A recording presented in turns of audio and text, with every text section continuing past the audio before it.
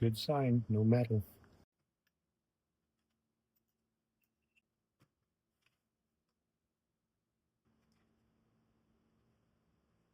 Okay, I got my crank out. We're doing a brand new rod kit in this crank.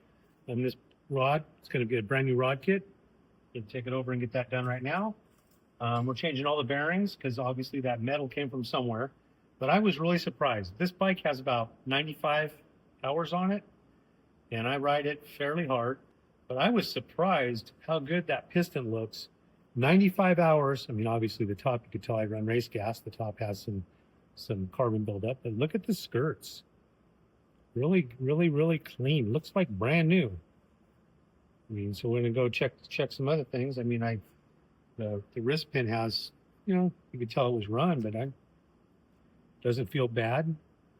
Piston looks amazingly good. So basically, I'm surprised. I've never seen one that good after 95 hours. It had the black stuff even still on it. Shift fork's looking good.